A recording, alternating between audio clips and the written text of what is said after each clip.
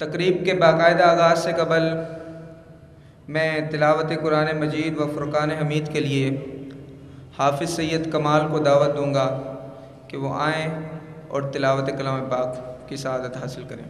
حافظ سید کمال۔ اعوذ باللہ من الشیطان الرجیم،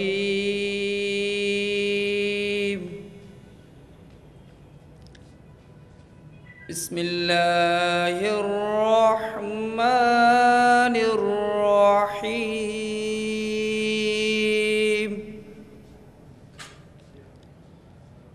افحسبتم انما خلقناكم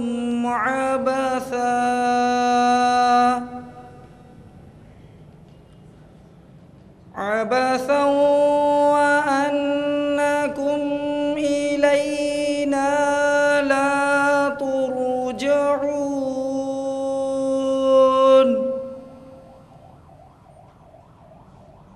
فتعالى الله الملك الحق لا إله إلا هو رب العرش الكريم۔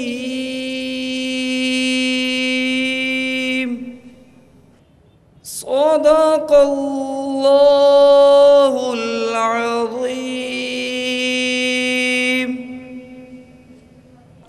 پوچھا طور سے میں نے کہ اے با وفا، کس کے برق تجلی سے تو جل گیا؟ بولا بتلاؤں کیا اس جلن کا مزہ، پھر اسی آگ کی ہے مجھے جستجو۔ اللہ اللہ اللہ اللہ اللہ۔ میں بہت سے لوگوں کو آپ کے درمیان یقیناً جانتا ہوں بائی نیم اور پرسنلی 18-20 سال سے، شاید اس سے بھی زیادہ میری واقفیت ہے۔ نام میں اس وقت اس لیے نہیں لوں گا کہ ایک بڑے عزیز ساتھی اور رفیق کی کمی میں یہاں پر محسوس کرتا ہوں۔ یہ محض اتفاق ہے اور انسان کی زندگی کا پیدا ہونا، اس دنیا میں آنا اور پھر موت کا یا شہادت کا واقعہ ہو جانا، زندگی کا یہ تسلسل اور اس کا یہ فیصلہ یقیناً رب کائنات کا فیصلہ ہے۔ اس فیصلے کے اندر ہم یہ مداخلت نہیں کر سکتے کہ کس کو کتنی زندگی ملنی ہے اور کس کو کب موت آنی ہے، لیکن مجھے بڑا صدمہ ہے کہ ایک وہ ساتھی جو کل تک ہمارے درمیان موجود تھا، ہمارے لیے ایک وائبرنٹ فورس تھا، ہمارے لیے ایک طاقت تھا، ہماری ایک آواز تھی، آج وہ ہمارے درمیان موجود نہیں ہے۔ آفتاب ملک کی شہادت نے مجھے مزید حوصلہ دیا کہ میں آپ کے درمیان آ کر اپنے خیالات کا اظہار کروں، اپنے جذبات کا اظہار کروں اور آپ کو یہ بتا سکوں کہ یہ شہادت ہمارے لیے کتنے دکھ اور افسوس کی شہادت ہے۔ ہمیں اس پہ بڑا شدید صدمہ ہے۔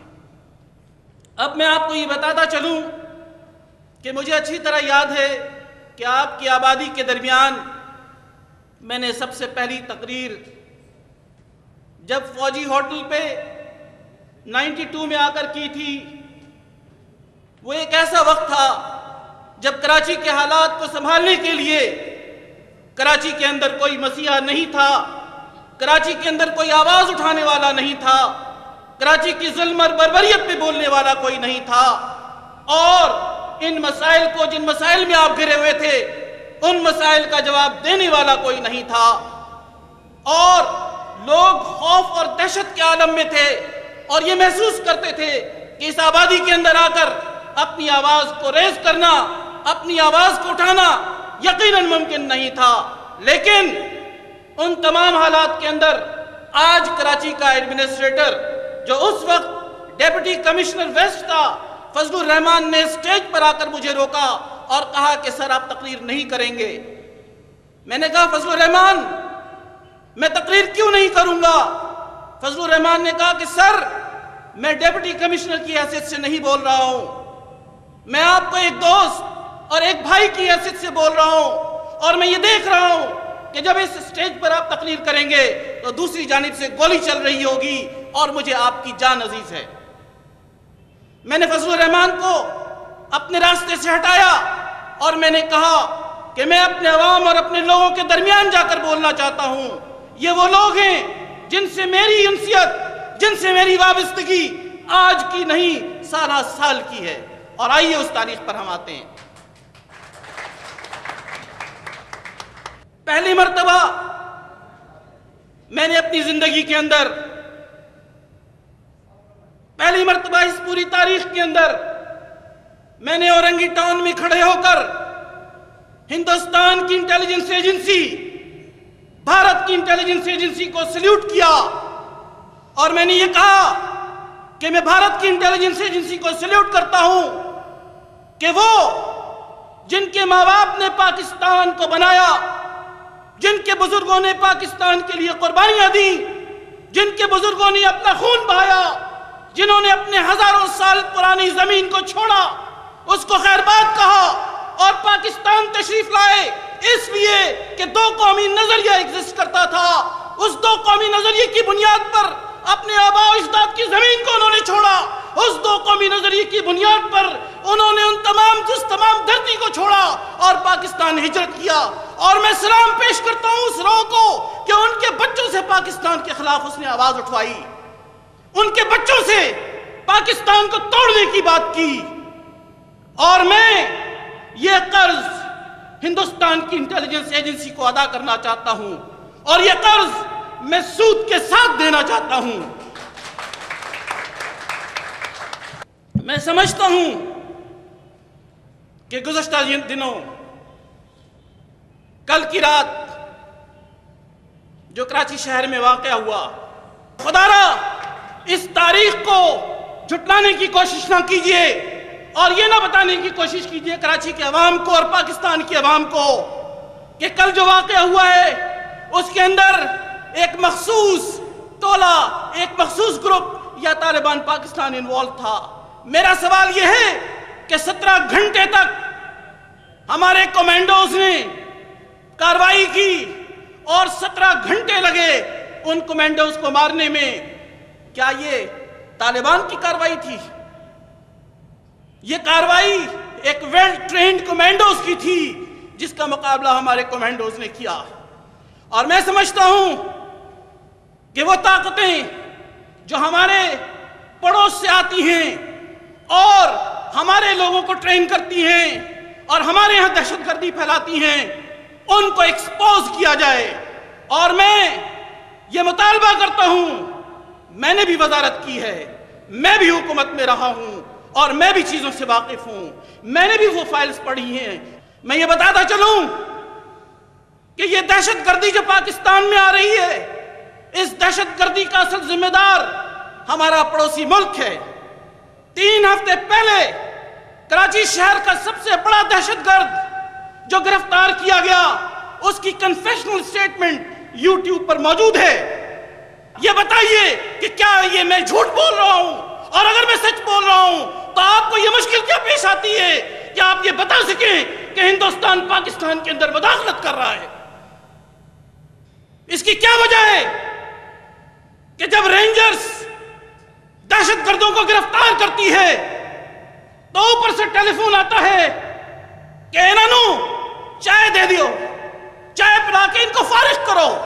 میں پوچھتا ہوں کہ وہ جو پاکستان کے اندر دہشت گردی کرتے ہیں، وہ جو پاکستان کے لوگوں کا سکون برباد کرتے ہیں، وہ جو پاکستان کے اندر پیسفل ایٹماسفیئر کو خراب کرنا چاہتے ہیں، ان کو چائے نہیں پلانی چاہیے، ان کو پکڑ کے ہینگ کرنا چاہیے۔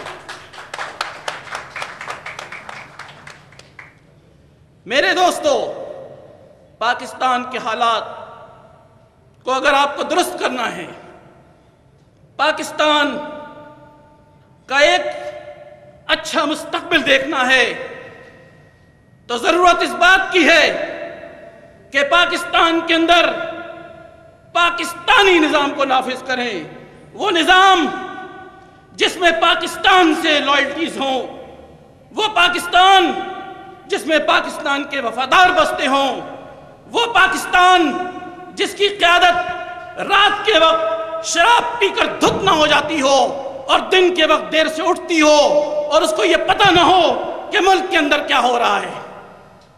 ہمیں ایسی قیادت کی ضرورت ہے جو اسلام اور پاکستان کو مضبوط بنا سکے۔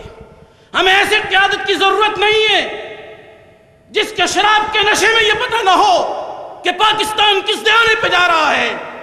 ہمیں ایسے پاکستان کی ضرورت ہے جس کے لیے ہمارے آباء و اجداد نے قربانیاں دی تھی، جس کے لیے لیاقت علی خان نے اپنے خون کا نذرانہ پیش کیا تھا، جس کے لیے ہماری افواج نے 12 جنگ لڑی، اور اس کے بعد اسی افواج کو آج آپ بدنام کرنا چاہتے ہیں۔ یہ پاکستانی عوام کی آواز نہیں ہے، یہ وہ آواز ہے جو بیرونی قوتیں آپ کو سکھاتی ہیں اور ان کے سکھانے پہ آپ چل رہے ہوتے ہیں۔ میں آپ کے توسط سے ان پاکستانی 15 کمانڈوز کو اور شہداء کو خراج عقیدت پیش کرتا ہوں جنہوں نے کل کے واقعے میں پاکستان کے لیے اپنی قربانی دی۔ میں پاکستان کی لیڈرشپ سے یہ گزارش کرتا ہوں کہ پاکستان کے اندر جو مافیا پھیلا ہوا ہے، جو نیٹ ورک پھیلا ہوا ہے، جس کے نتیجے میں یہ عوام جو اورنگی جیسی بستی میں بستی ہے، اس کو آزادی دیجیے کہ یہ جلد سے اپنی بستی کے اندر کر سکیں۔ اس کو آزادی دیجیے کہ آفتاب ملک جیسا خون اورنگی ٹاؤن میں نہیں ہوگا۔ اس کی ضمانت کون دے گا؟ وہ دے گا جس کو اپنی زندگی کی ضمانت اس ملک میں حاصل نہیں اور پناہ دوسرے ملک میں لیتا ہے۔ جب پناہ آپ دوسرے ملک میں لیتے ہیں اور اپنی زندگی کی آزادی اس ملک میں نصیب نہیں ہوتی تو میرے بچوں کو اس ملک میں زندگی کی سیکیورٹی آپ کس طرح فراہم کر سکتے ہیں؟ آپ کو اس ملک کی قیادت کا حق پھر کہاں سے ملا؟ اور وہ لوگ جو پاکستان کی دولت کو نکال کر پاکستان سے باہر لے جاتے ہیں، پاکستان کی دولت پہ مزے کر رہے ہوتے ہیں، پاکستان کی دولت پہ دبئی، لندن اور امریکہ میں میٹنگز کر رہے ہوتے ہیں، اور جوک در جوک ان کے سیاستدان پاکستان سے عوام کے پیسوں پہ باہر جا رہے ہوتے ہیں۔ ہمیں اس دولت کو اس ملک میں واپس چاہیے۔ اس ملک کا اگر کوئی پرسان حال نہیں ہے تو یہ حق کی آواز آج اس پلیٹ فارم سے میں اٹھانے کو تیار ہوں۔ ہم ان لوگوں میں سے ہیں جو پاکستان کی دولت پاکستان سے باہر نہیں لے جاتے، ہم ان لوگوں میں سے ہیں جو پاکستان دولت لے کر آتے ہیں اور پاکستان کی ترقی کے لیے اپنی دولت کو استعمال کرتے ہیں۔ اس کے بعد میں چاہوں گا کہ پاکستان کے اندر ایک غمگین صورتحال، ایک بڑی ہی کمپلیکیٹڈ سچویشن پیدا کر رکھی ہے۔ پاکستان کا ینگ اور یوتھ نوکریوں کی درخواست لے کر جب جاتا ہے اور نوکری کو تلاش کرتا ہے تو اس کو نوکری نہیں ملتی۔ کیوں؟ کیا اس کے اندر ٹیلنٹس کی کمی ہو گئی؟ اور یہی یوتھ جب جرمنی جاتا ہے، یہی یوتھ جب برطانیہ جاتا ہے، یہی یوتھ جب امریکہ جاتا ہے تو امریکن سوسائٹی کو آؤٹ پرفارم کرتا ہے، امریکن سوسائٹی میں اپنا مقام پیدا کرتا ہے۔ ان خوبیوں کا استعمال ہماری اس مملکت خداداد پاکستان کے اندر کیوں نہیں استعمال ہوتی؟ وہ کون سی رکاوٹ ہے جو پاکستان کے اندر ہمارے یوتھ کو استعمال کرنے نہیں دیتی؟ وہ کون سی رکاوٹ ہے کہ ہمارے فوج سے ریٹائر ہونے والا میجر 19,000 کی تنخواہ کماتا ہے، ریٹائرمنٹ الاؤنس لیتا ہے اور اپنے گھر کو نہیں چلا سکتا؟ پاکستان کی اس مجبوری کا علاج کیا ہے؟ کیا پاکستان بینک کرپٹ ہو چکا ہے؟ کیا پاکستان کی فائنینشیل ریسورسز ختم ہو چکی ہیں؟ پاکستان پچھلے 3 سال میں 21 بلین 21 ارب روپے ڈالرز امریکہ سے امداد لے چکا ہے. 27 ارب روپے پاکستان ورلڈ بینک اور IMF سے لون لے چکا ہے. 3 سال کے اندر یہ 48 ارب ڈالرز کہاں گئے؟ اس کا لوٹنے والا کون ہے؟ اس کا ملک سے لے جانے والا کون ہے؟ کالیا کو آپ نے گرفتار کیا. کالیا ایکسچینجر کو گرفتار کرنے کے بعد اس کے کالے تھیلے سے جو کاغذات ملے، پاکستان کے فائنینشیل ٹریلز ملے، ان ٹریلز کا حساب چاہیے. ہمیں یہ حساب چاہیے کہ کالیا کے پاس سے جو فائنینشیل ٹریلز پکڑے گئے، وہ ٹریلز کن لوگوں کی طرف نشاندہی کرتے ہیں، اور کیوں وہ حکومت کا حصہ ہیں، اور کیوں ان کو وزارتیں ملی ہیں. پاکستان کی قوم صدمے سے رو رہی تھی 2 مئی کو کہ پاکستان کی ایرو اسپیس کا وائلیشن ہوا، اور 2 مئی کی شام کو پاکستان کے سیاستدان ایوان صدر میں حلف اٹھا رہے تھے. میں یہ جاننا چاہتا ہوں کہ آپ پاکستان کی غیرت کا کون سا امتحان لینے جا رہے ہیں؟ اس ملک کو اگر بچانا ہے تو یاد رکھیے کہ Pakistan is a nuclear Islamic state. Pakistan has all the ingredients, all the natural resources to emerge as the leading nation on earth. Pakistan has the power of youth. Pakistan has the manpower. Pakistan has technical know-how. Pakistan has scientists within its ranks and files. Pakistan has a strong armed forces. Now what is the missing element in Pakistan? The missing element is the deficiency in the leadership. Pakistan کی leadership bankrupt ہو چکی ہے. ہمیں اس leadership کو بدلنا ہے، ہمیں اسے over hall کرنا ہے، اور پاکستانی معاشرے کو ایک روڈ میپ دینا ہے تاکہ پاکستان لیگ آف نیشنز میں ایک پروگریسو نیشن ہو سکے. پاکستان میں ریلیجس ہارمونی، پاکستان کے اندر ریلیجس ٹالرنس، پاکستان کے اندر منارٹیز کا تقدس، پاکستان کے اندر پیس، پاکستان کے اندر بھائی چارہ، پاکستان کے اندر فائنینشیل گروتھ، پاکستان کی نیچرل ریسورسز کی ایکسپلائٹیشن، ان چیزوں کی ضرورت ہے.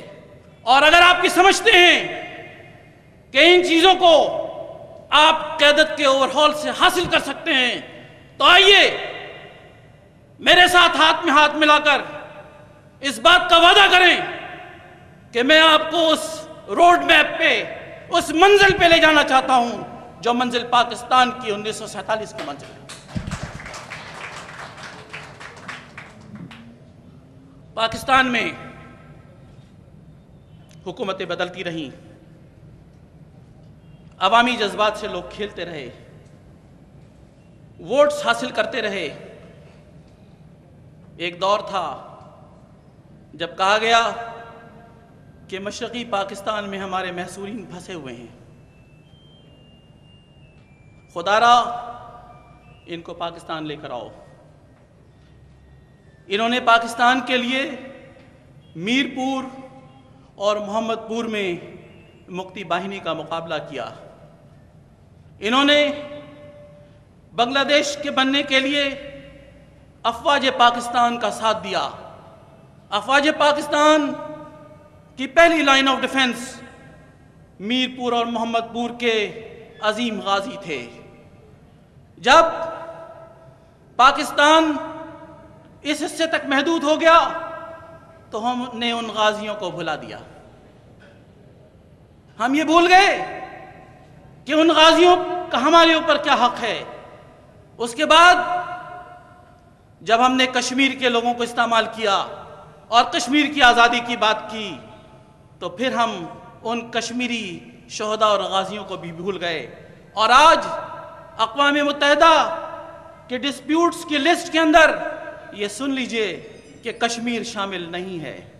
میں حکومت پاکستان کی خارجہ پالیسی سے اور خارجہ پالیسی کو چلانے والوں سے یہ سوال کرنا چاہتا ہوں کہ کشمیر پاکستان یونائٹڈ نیشنز کی لسٹ سے ڈسپیوٹڈ ٹیریٹریز کی لسٹ سے کیسے ختم ہو گیا؟ آپ نے کیا کمپرومائز کیا؟ اس کی کیا قیمت ادا کی اور کس نے اس کی قیمت لی؟ کشمیریوں کی قربانی پاکستان کے لیے عظیم قربانی ہے. محصورین پاکستان کی قربانی پاکستان کے لیے عظیم قربانی ہے. ان ساری قربانیوں کو آپ یکدم کیسے فراموش کر گئے؟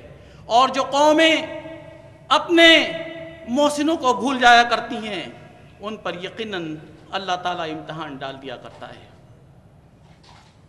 ہمیں وہ قوم بننا ہے جو اللہ تعالیٰ کے امتحانات سے بچ سکے، اور ہمیں اللہ تعالیٰ سے اس چیز کی معافی مانگنی چاہیے، اللہ کے حضور سجدہ کرنا چاہیے اور اللہ سے وعدہ کرنا چاہیے کہ اللہ ہمیں ایک بار پھر تجدید عہد کرتے ہیں کہ اپنے محسنین کو ہم فراموش نہیں کرنا چاہتے. وہ لوگ جنہوں نے ایوانوں میں آنے سے پہلے مشرقی پاکستان کے محصورین کے معاملات کو ایکسپلائٹ کیا، اورنگی ٹاؤن کو چارج کیا، بوتل بم بنوائے اور لسانی فسادات کیے، اور اس کے بعد اورنگی ٹاؤن کو استعمال کرنے کے بعد آج مشرقی پاکستان کے محصورین کا ذکر کرنے والا اور نام لیوا کوئی نہیں. آج کراچی کو استعمال کرنے والے کی کراچی کے ساتھ زیادتی ہو رہی ہے. کراچی کے اندر کوٹا سسٹم ہے اور یہ کوٹا سسٹم مہاجروں کو تکلیف دیتا ہے. آج وہ کوٹا سسٹم کے نام لینے والے بڑے پجیروز کے اندر اور پروٹوکولز میں گھوم رہے ہیں کوٹا سسٹم کی قربانیوں پہ.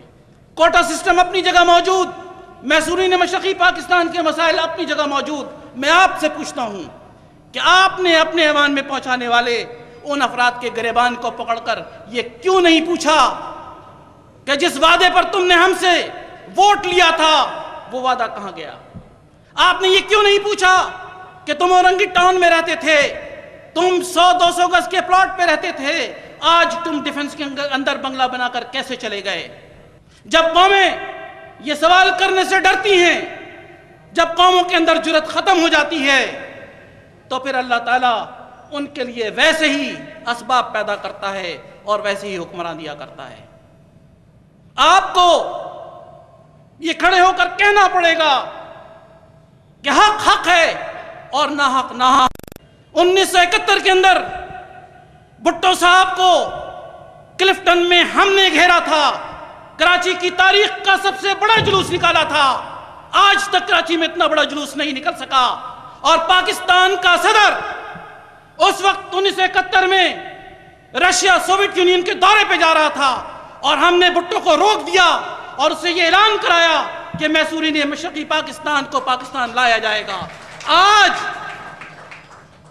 اورنگی کی آبادی اسی کی مرہون منت ہے. ہم نے آپ سے کبھی صلہ نہیں مانگا. 1994 میں محترمہ بے نظیر بھٹو صاحبہ کراچی میں اپنے گھر پہ بیٹھی تھی اور میری 1-on-1 ملاقات ہو رہی تھی. میں نے محترمہ سے کہا کہ میں جانتا ہوں کہ اورنگی والوں نے آپ کے ممبر کو نیشنل اسمبلی میں پہنچایا ہے، میں جانتا ہوں کہ اورنگی والوں نے آپ نے ان کو اس کے عوض فیڈرل منسٹری دی ہے، اور میں یہ بھی جانتا ہوں کہ وہ اورنگی والا اورنگی کے مسائل حل نہیں کرے گا. اور میں نے کہا کہ محترمہ you should stand up and take a stand to support the Urdu speaking community of Karachi, the Urdu speaking community of Pakistan, because your father brought these people into Pakistan, although we did struggle for it, but he was very sympathetic to their interest. محترمہ نے اس بات کو سمجھنے کی کوشش کی، لیکن implementation کرانے کے لیے آپ کے نمائندے کو کھڑے ہو کر کہنا تھا. ایسا نہیں ہوا. آپ کو مجھے نہیں پتا کہ آئندہ انتخابات 2013 میں ہو رہے ہیں یا نہیں ہو رہے ہیں. میری ذاتی انالیسس یہ ہے کہ پاکستان جن حالات سے گزر رہا ہے ان حالات میں الیکشن بہت دور کی کہانی ہے. اس جلسے کو اس نظر سے کبھی نہیں دیکھیے گا کہ مجھے آپ سے انتخابات کے اندر ووٹ چاہیے. میں آپ کو بڑی کلیئر الفاظ میں یہ بات بتانے کو تیار ہوں کہ سندھ کی پروونشل اسمبلی میں اگر 2012 کے اندر الیکشنز ہوتے ہیں تو میرے پاس سینٹ کے لیے تمام سپورٹ موجود ہے. میں اس لیے یہاں پر کھڑا ہوا نہیں ہوں, میں اس لیے کھڑا ہوا ہوں کہ میں آپ کو اللہ کا وہ پیغام دینا چاہتا ہوں وَقُلْ جَاءَ الْحَقَّ وَزَهَقَ الْبَاطِلُ إِنَّ الْبَاطِلَ كَانَ زَهُوقًا. اور حق آ گیا اور باطل مٹ گیا, اور بے شک باطل مٹنے کے لیے ہی تھا. میں آپ کو یہ پیغام دینا چاہتا ہوں کہ کراچی پہ حق کو آنا ہے, پاکستان کی فضاؤں میں, سیاسی فضاؤں میں حق کو آنا ہے. یہ ناحق حالات بہت عرصے تک نہیں چل سکتے. یہ حالات جس گھٹن کی فضا میں آپ رہ رہے ہیں, جہاں پہ 85 روپے کا ڈالر ہو چکا ہے, اور اگر یہ حالات اسی طرح چلتے رہے تو یہ ڈالر 200 پہ چلا جائے گا. اللہ تعالیٰ ایسے ظالم اور جابر لوگوں کو برداشت نہیں کرتا ہے. وہ خود ایسے حالات پیدا کرے گا جس میں حالات تبدیل ہوں گے. فوج یہ نہیں چاہتی ہے کہ پاکستان کے اندر مارشل لا لگایا جائے. جنرل کیانی صاحب اس بات کو نہیں چاہتے ہیں کہ پاکستان میں مارشل لا لگایا جائے. ان کو کئی اپرچونٹیز ملیں, اور اگر میں درست ہوں تو خود صدر پاکستان نے 2-3 بار انٹیلیجنس چیف کو اس بات کی ریکویسٹ کی کہ وہ پاکستان سے باہر جانا چاہتے ہیں. لیکن فوج کی دلچسپی پاکستان کے سویلین حکمرانوں کو رکھنے میں ہے. فوج یہ موقع دے رہی ہے, لیکن کب تک؟ اسی فوج کے اندر کنسلٹیٹو کمیٹی موجود ہے, کور کمانڈرز کی کمیٹی موجود ہے, اور کب تک وہ کور کمانڈرز کی کمیٹی اس بات کو برداشت کرے گی کہ پاکستان کے اندر لوٹ کھسوٹ کا ماحول چلتا رہے؟ کب تک وہ کور کمانڈرز کی کمیٹی میری آواز کو نہیں سنے گی؟ کب تک وہ کور کمانڈرز کی کمیٹی عوام کی آواز کو نہیں سنے گی؟ کیا یہ بتائیے آپ ہاتھ اٹھا کر ایمانداری سے کہ آج کے حالات سے آپ مطمئن ہیں؟ میں چاہتا ہوں کہ اس کو ٹی وی کیمرے پہ آپ دکھائیے, ہاتھ اٹھا کر بتائیں کیا آپ مطمئن ہیں؟ اگر نہیں ہیں تو ہاتھ اٹھائیے. آپ میں دیکھنا چاہتا ہوں کتنے لوگ مطمئن ہیں اور نہیں ہیں. نہیں ہونے والے ہاتھ اٹھائیے. یہ بات آیا ہے کہ 100% لوگ اس کیمرے پہ ایک بار اور ہاتھ دکھائیے تاکہ پاکستان کی عوام دیکھ سکے کہ آپ مطمئن ان حالات سے نہیں ہیں. جو کچھ کل ہوا, جو کچھ ہوتا رہا ہے, آپ اس سے مطمئن نہیں ہیں. میں سمجھتا ہوں کہ وہ 5 کروڑ پاکستان کی عوام جو ٹی وی چینل پہ میری اس تقریر کو دیکھ رہی ہوگی, وہ یہ میسج کراچی کے عوام کا اور کراچی سے لے کر میں پشاور تک کی عوام کا دکھانے کو تیار ہوں کہ وہ ان حالات سے مطمئن نہیں ہیں. اور افواج پاکستان کے کور کمانڈرز کو, پاکستان کی انٹیلیجنس ایجنسیز کو میں یہ پیغام اس پلیٹ فارم سے دینا چاہتا ہوں کہ آپ یہ دیکھ لیجئے کہ عوام کا مزاج کس طرف ہے. کیا ایک بار اور ہاتھ اٹھا کر بتائیے کہ آپ اس کو جمہوریت سمجھتے ہیں جو دور یہ چل رہا ہے؟ ہاتھ اٹھا کے بتائیے کہ یہ جمہوریت نہیں ہے. میں پاکستان کی عوام کو ایک بار اور یہ میسج دینا چاہتا ہوں کہ کراچی کی عوام اس کو جمہوریت نہیں سمجھتی ہے, اور کراچی کی عوام اگر نہیں سمجھتی ہے تو لاہور کی عوام بھی نہیں سمجھتی ہے, پشاور کی عوام بھی نہیں سمجھتی ہے. اور اس وقت عوام جن حالات سے گزر رہے ہیں, ان حالات میں ان کو اپنے اظہار خیال کی آزادی نہیں ہے. کیا میں یہ بات سچ کہہ رہا ہوں؟ ہاتھ اٹھا کے بتائیے کہ کیا یہ میں سچ کہہ رہا ہوں کہ آپ کو اظہار خیال کی آزادی نہیں ہے؟ آپ دیکھ لیجئے اس گٹھن کی فضا کے اندر ہماری عوام رہ رہی ہے, جہاں پہ ڈیموکریسی کی آواز بلند کی جاتی ہے پاکستان کے ایوانوں کے اندر, اور جمہوریت نظر نہیں آتی. جہاں پر حلقوں کے اندر 2000 ووٹ ہوتے ہیں اور ڈبوں کے اندر 2500 ووٹ ڈالے جاتے ہیں. یہ جمہوریت نہیں ہے.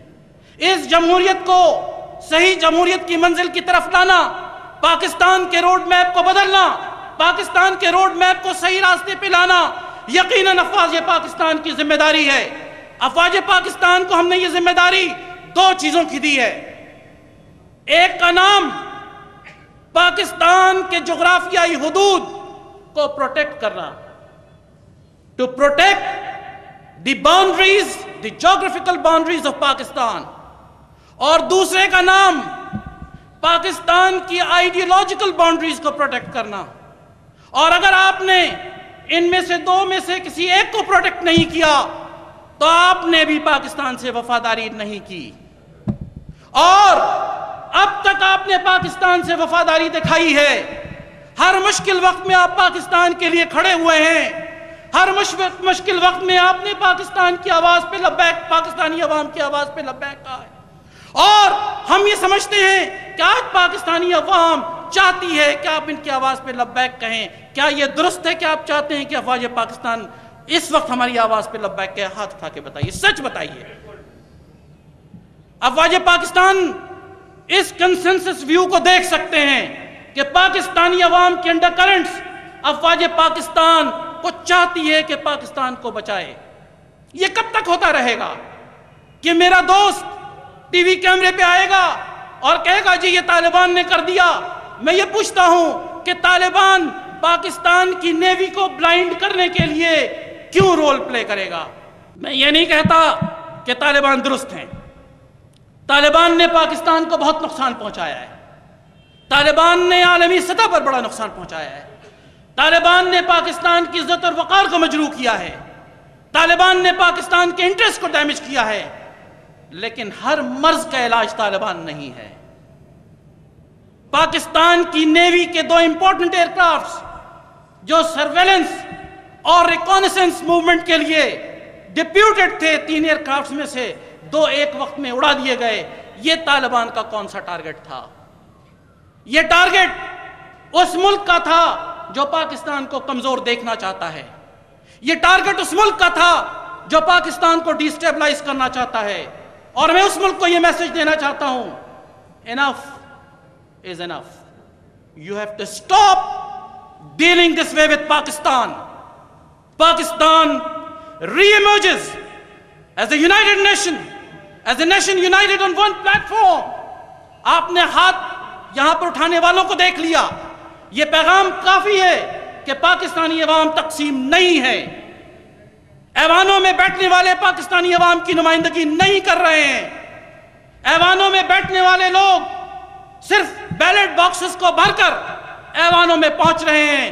عوام کے پاس بجلی نہیں اور 96 منسٹرز ایئر کنڈیشنڈ گاڑیوں پہ گھومتے ہیں.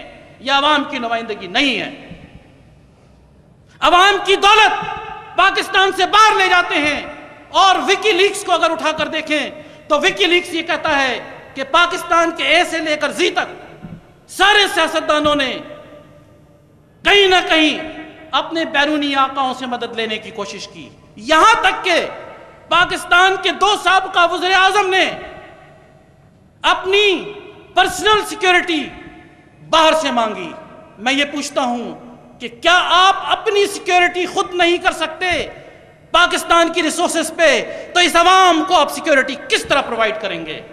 آپ کو حق نہیں ہے کہ اس عوام کو آپ روٹ کر سکیں جس کو آپ سیکیورٹی پرووائڈ نہیں کر سکتے ہیں. میں چاہتا ہوں کہ اس سے پہلے کہ افواج پاکستان مجبور ہو جائے کہ اپنے سٹیپس لے، یہ خود ریزائن کر کے افواج پاکستان کو اپنے پاورز ہینڈ اوور کر دیں. اسی میں اس ملک کی بھلائی ہے، اسی میں اس قوم کی نجات ہے اور اسی میں اس قوم کی بچت ہے. یقین کیجئے کہ اگر اس طرح کی سویلین حکومت چلتی رہی تو پاکستان کا بچنا ناممکن ہے. اور پاکستان کو بچنا ہے. نبی کریم صلی اللہ علیہ وسلم کی حدیث ہے اور یہ مستند حدیث ہے کہ جب مسلمانوں کی پوری دنیا میں رسوائی ہو رہی ہوگی تو اس وقت مجھے ہند سے ٹھنڈی ہوائیں آ رہی ہیں. اور وہ ہند آج کا پاکستان ہے وہ پاکستان جس کو توڑنے کے لیے پچھلے 65 سال سے ہمارے سویلین حکمران کوشش کرتے رہے، یہاں کی دولت نکالتے رہے، یہاں لوٹ کھسوٹ کرتے رہے، لندن کے محلات میں مزے کرتے رہے، اپنی سیکیورٹی کی فکر کرتے رہے، عوام کو انسیکیور کرتے رہے، اس کے باوجود پاکستان آج تک قائم ہے۔ میرا خدا اس پاکستان کو باقی رکھے گا۔ اور ایک بات اور آپ کو بتاؤں، آج سے 3 ہفتے پہلے میرا بنگلہ دیش کا ایک کلاس فیلو جو کیڈٹ کالج میں میرے ساتھ تھا، میزان الرحمان، بنگلہ دیش کی ہیومن رائٹس کمیشن کا چیئرمین ہے اور عوامی لیگ کی گورنمنٹ میں فیڈرل منسٹر ہے، اس نے مجھ سے کہا کہ Mujtaba you don't worry about the standard Pakistanis in Bangladesh, جو محصورین بنگلہ دیش میں پھنسے ہوئے ہیں تم اس کی فکر نہیں کرو۔ میں نے یہ ڈاکومنٹ سائن کر دیا ہے کہ ان کو بنگلہ دیش کی شہریت مل جانی چاہیے، اور میں نے یہ ڈاکومنٹ سائن کر دیا ہے کہ ان کو اردو پڑھنے کی مکمل آزادی بنگلہ دیش میں ہے، اور کسی قسم کے مسائل محصورین کے ساتھ ہوں تو ہم اس مسئلے کو حل کرنے کو تیار ہیں، اور just give me a call and the problem will be resolved and I am sitting as a federal minister۔ جب میں پچھلے سال بنگلہ دیش گیا اور بنگلہ دیش کی آرمی میس کے اندر 400 ایکٹیو ڈیوٹی آرمی آفیسرز کو میں ایڈریس کر رہا تھا، تو وہاں پر تقریباً 30 کے قریب آرمی کے جنرلز تھے جو میرے کلاس فیلو تھے، انہوں نے کھڑے ہو کر تالیاں بجائیں اور میری تقریر پہ میرا استقبال کیا۔ مجھے افسوس ہوتا ہے کہ وہ بنگالی جن کے متعلق نہ جانے کتنی چیزیں ہم اپنے ذہن میں لے کر بیٹھے ہیں، ان کے جذبات آج ہمارے لیے یہ ہیں، اور ہمارے جذبات اپنے لوگوں کو لانے کے لیے نہیں ہیں۔ قرآن کریم کہتا ہے وَمَا لَكُمْ لَا تُقَاتِلُونَ فِي سَبِيلِ اللَّهِ وَالْمُسْتَضَعِفِينَ مِنَ الرِّجَالِ وَالنِّسَاءِ وَالْوِلْدَانِ الَّذِينَ يَقُولُونَ رَبَّنَا اخرجنا من هذه القرية الظالمة، اور تمہیں کیا ہے کہ نہ لڑو اللہ کی راہ میں، اور وہ جو مغلوب ہیں اور لڑکے جو کہتے ہیں اے رب ہمارے نکال ہم کو اس بستی سے کہ ظالم ہیں لوگ اس کے، اور پیدا کر ہمارے واسطے کوئی حمایتی، اور پیدا کر ہمارے واسطے کوئی مددگار۔ آج کشمیر کے عوام اور محصورین پاکستان ہمیں پکار پکار کر قرآن کریم کی وہ آیت یاد دلا رہے ہیں، لیکن ایوانوں میں بیٹھنے والے اپنے نشے سے باہر نہیں آ رہے۔ آپ کو ملک کو بچانے کے لیے باہر نکلنا پڑے گا۔ میں لا اینڈ آرڈر سچویشن کو انووک نہیں کر رہا ہوں، میں پاکستان کی لا اینڈ آرڈر سچویشن کو خراب کرنے کی کوشش نہیں کر رہا ہوں، میں پاکستان کی پبلک آرڈر کو مینٹین رکھنا چاہتا ہوں، but with all that I want a peaceful representation of the inner feelings of the people of Pakistan, and for the international community to understand that the undercurrents in Pakistan are directed towards the rulers in Pakistan. اور پاکستان کے rulers کون ہیں؟ آپ یہ بتائیے کہ جتنی parties کو آپ نے ایوان میں بھیجا ہے اس میں سے ایک پارٹی کا نام بتائیے جو حکومت میں نہیں ہے۔ پاکستان پیپلز پارٹی وفاقی حکومت کے اندر ہے، پاکستان پیپلز پارٹی سندھ کی صوبائی حکومت کے اندر ہے، ANP خیبر پختونخوا میں ہے، PMLN پنجاب کے اندر ہے، MQM سندھ کے اندر ہے، JUI بلوچستان کے اندر ہے، PMLQ ہر جگہ ہے۔ آپ مجھے ذرا نام بتائیے اس پارٹی کا جس کو آپ نے پارلیمنٹ میں بھیجا ہے اور حکومت کے مزے نہیں کر رہے ہیں۔ اس کے بعد مگر مچ کے آنسو ٹی وی ٹاکس کے اندر ان سب کے نکلتے ہیں کہ مسائل حل نہیں ہو رہے۔ خدا را اس عوام کو اب مزید بے وقوف نہ بناؤ، خدا را اس عوام کو مزید ہڈونک نہ کرو، خدا را क्रोकोडाइल टीयर्स ना निकालो। मगरमच्छ के आंसू किसे कहते हैं? मगरमच्छ के कोई आंसू नहीं होते। मगरमच्छ के पास टीयर डक्ट्स आईज में नहीं होते। मगरमच्छ लैक्रिमल डक्ट निकालता है, इसी के लिए उसको मगरमच्छ के आंसू कहते हैं। वो आंसू जो आंसू नहीं हैं, ये सारे ड्रामे हैं। ऐवान में पहुंचने वाली हर पार्टी पाकिस्तान की हुकूमत का हिस्सा है और हर एक जिम्मेदार है पाकिस्तान के इन हालात का। एक पार्टी नहीं, दो नहीं, सारी पार्टीज इसकी जिम्मेदार हैं और सारी पार्टीज को इस वक्त अज खुद इस्तीफा देकर ऐवान से बाहर आना चाहिए अगर हालात को वो कंट्रोल नहीं कर सकते हैं। अगर आप हालात को नहीं संभाल सकते हैं तो वजारतों के मजे लेने के लिए आपको किसने कहा? आपको किसने कहा क्या आप प्रोटोकॉल्स के साथ अपनी गाड़ियां लेकर घूमें? आपको किसने कहा कि पाकिस्तान के फाइनेंशियल रिसोर्सेज को आप इस्तेमाल करें? आपको किसने कहा कि पाकिस्तान के झंडे वाली गाड़ी पे आप घूमें और वजारत का अपने आगे प्रोटोकॉल लगाएं? इसकी इजाजत किसने दी? अगर आप मसाइल हल नहीं कर सकते तो आप इन ऐवानों से बाहर आ जाइए और मौका दीजिए उन लोगों को जो इन मसाइल को हल कर सकते हों। मैं एक बात और आपको बताऊं, पाकिस्तान की सियासत की बदकिस्मती, और ये सियासत नहीं है, मैं इसे बंच ऑफ चीट्स, धोखेबाजों का टोला समझता हूं। क्यों? अगर आप पार्टी एक्स में जाएंगे और आप टैलेंटेड हैं तो पार्टी का सरबराह आपको पार्टी के अंदर नहीं घुसने देगा, इसलिए कि वो समझेगा कि आपका कद उससे बड़ा है, आप उस पार्टी के लिए फिट नहीं हैं। वो अपने से बड़े कद वाले आदमी को नहीं आने देगा।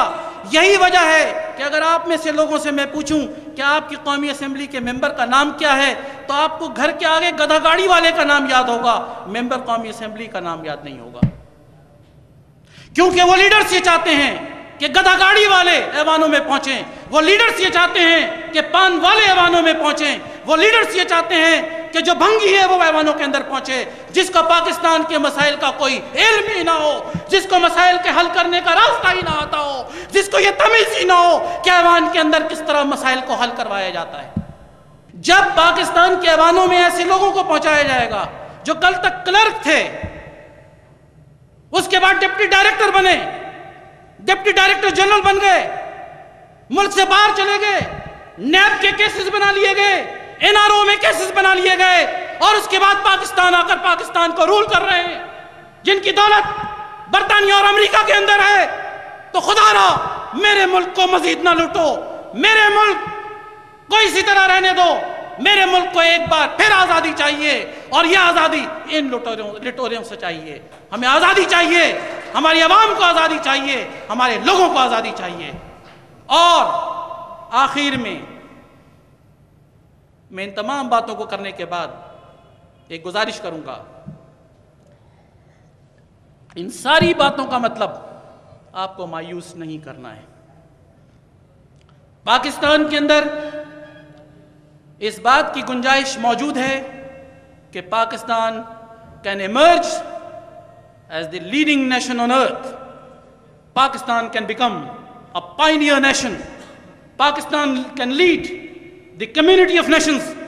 Pakistan is the leading nation in the Islamic world. Pakistan is a nation which has nuclear assets. Pakistan is a nation which has all the ingredients to stay in economy.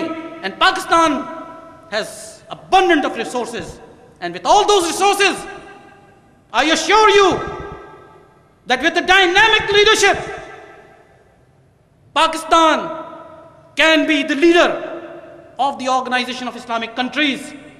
और इस्लामिक कंट्रीज को पाकिस्तान की क़यादत की सख्त ज़रूरत है।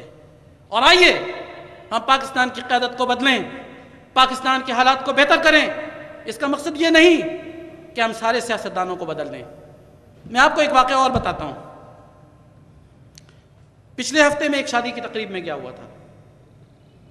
एक बड़े important bureaucrat, उनकी बेटी की शादी थी, और मेरे बड़े पुराने दोस्त मोहतरमा बेनज़ीर भुट्टो के फर्स्ट कज़न आफ्ताब शाबान मीरानी साहब मौजूद थे।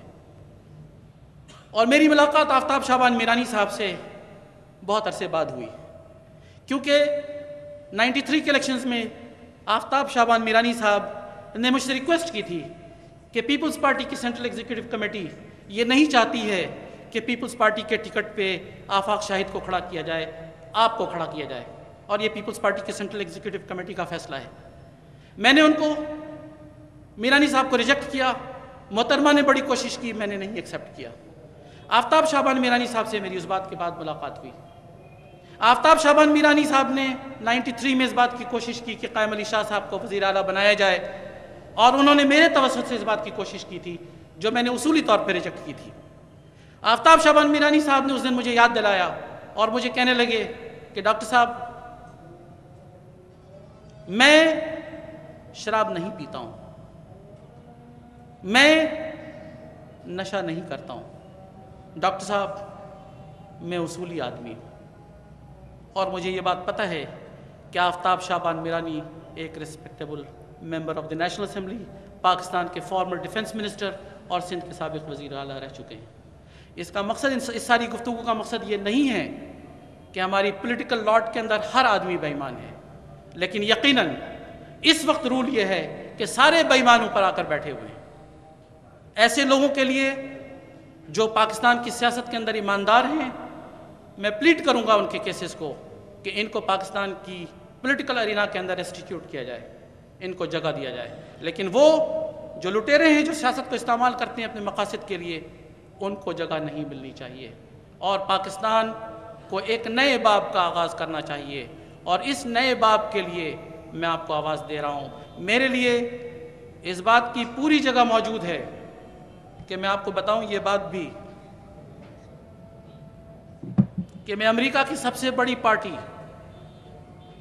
ریپبلکن پارٹی کی مرکزی شورا کا رکن ہوں۔ میں امریکہ کی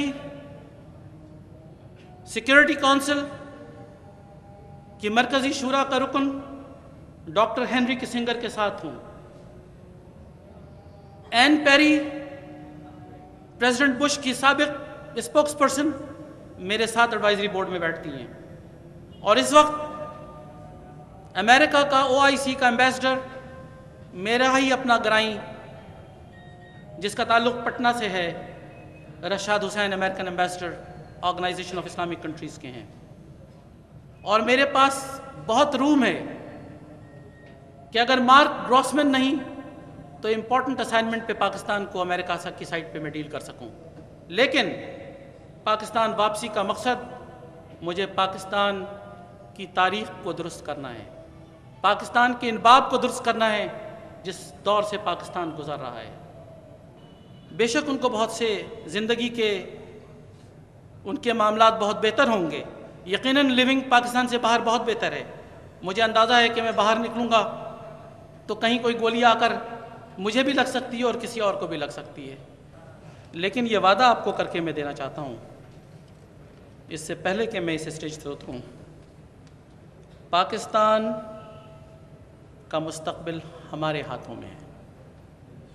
آج یہ بات آپ کو شاید سمجھ میں نہیں آئے گی، لیکن آئندہ آنے والا دور، خواہ وہ مارشل لاء کی شکل میں ہو، خواہ وہ الیکشنز کی شکل کے اندر ہو، میں آپ کو یقین دلاتا ہوں کہ پاکستان کی بڑی مضبوط قیادت ہمارے ساتھ ہی ہاتھ میں ہاتھ ملا کر آئے گی، اور اس قیادت سے آپ کو نجات ملے گی۔ اور یہ فتح کی نوید آپ کو دے کر جانا چاہتا ہوں اس نوٹ کے ساتھ، اور اس وقت یاد کیجئے گا جب میں نے یہ بات اسٹیج پہ کہی تھی۔